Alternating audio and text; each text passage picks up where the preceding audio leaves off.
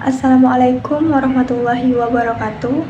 Perkenalkan, nama saya Zalfa Naila Putri dari kelas 2D. Di sini saya akan membahas topik tentang penegakan hukum di Indonesia. Sebelum itu, kita harus paham tentang pengertian penegakan hukum di Indonesia. Penegakan hukum di Indonesia itu artinya semua proses atau usaha yang dilakukan supaya hukum bisa berjalan dengan baik, adil, dan ditaati oleh semua orang. Jadi, kalau semisal ada orang atau pihak yang melanggar aturan hukum tersebut, maka negara dengan aparatnya akan menindaklanjuti sesuai dengan aturan hukum yang berlaku. Selanjutnya, penegakan hukum di Indonesia ini memiliki tujuan, yaitu yang pertama adalah memastikan perlakuan adil bagi setiap individu di hadapan hukum. Yang kedua, menjaga dan menciptakan suasana aman dan tertib dalam masyarakat. Yang ketiga, menjamin penghormatan dan perlindungan hak-hak individu dan kelompok. Selanjutnya, memberikan kepastian bahwa hukum diterapkan secara konsisten dan tidak diskriminatif. Selanjutnya, apa sih pentingnya hukum di Indonesia?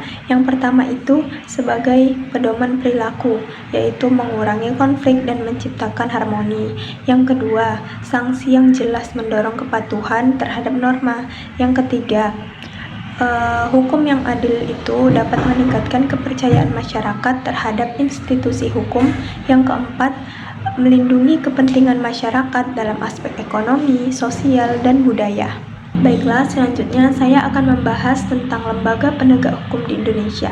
Jadi, lembaga penegak hukum di Indonesia ini ada bermacam-macam dan masing-masing itu mempunyai fungsinya tersendiri. Yang pertama itu adalah Polri atau Kepolisian Negara Republik Indonesia yang memiliki tugas yaitu menjaga keamanan dan ketertiban, menegakkan hukum, melindungi, mengayomi, dan melayani masyarakat.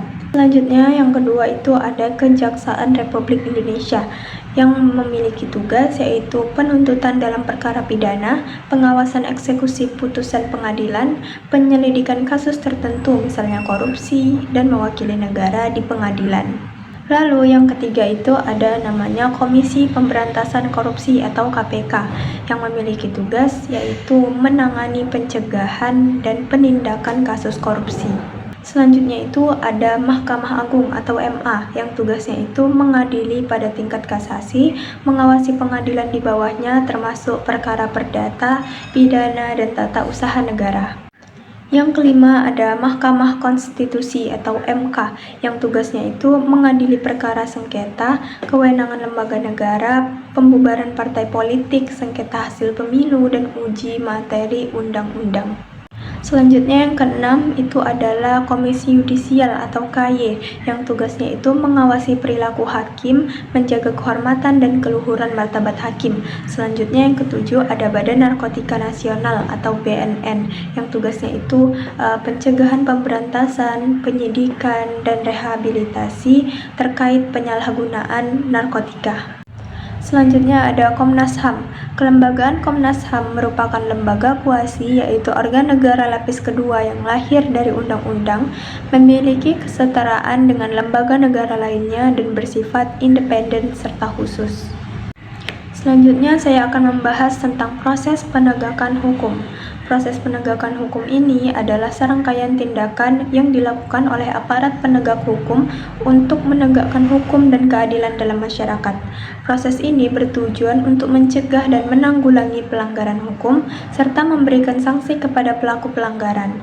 Yang pertama, penyelidikan dan penyidikan. Yang kedua, penuntutan. Yang ketiga, pemeriksaan di pengadilan. Dan yang keempat adalah putusan dan eksekusi.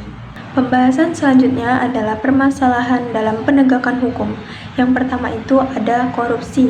Dalam konteks penegakan hukum, korupsi dapat terjadi dalam berbagai bentuk, seperti suap, gratifikasi, pemerasan, dan kolusi antara aparat penegak hukum dan pelaku kejahatan.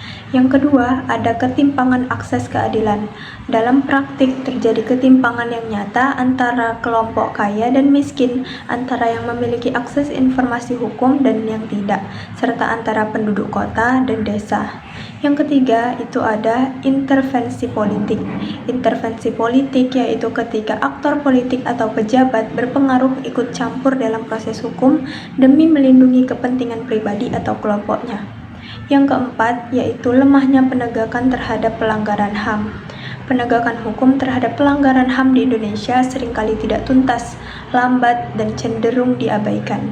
Lalu, bentuk upaya perbaikannya itu adalah yang pertama, reformasi lembaga penegak hukum, yang kedua, penguatan komisi independen, yang ketiga, digitalisasi sistem peradilan, lalu pendidikan hukum dan sosialisasi, dan yang terakhir, reformasi regulasi. Selanjutnya, penegakan hukum memiliki tantangan dalam implementasi, yaitu yang pertama, perlawanan dari pihak-pihak yang diuntungkan dari sistem lama. Yang kedua, kurangnya anggaran dari sumber daya manusia yang kompeten. Yang ketiga, yaitu politik hukum yang tidak konsisten. Baik, mungkin cukup sekian penjelasan saya tentang penegakan hukum di Indonesia. Semoga penjelasan saya yang tadi dapat dipahami dengan baik, dan apabila ada salah kata saya mohon maaf. Saya akhiri. Wassalamualaikum warahmatullahi wabarakatuh.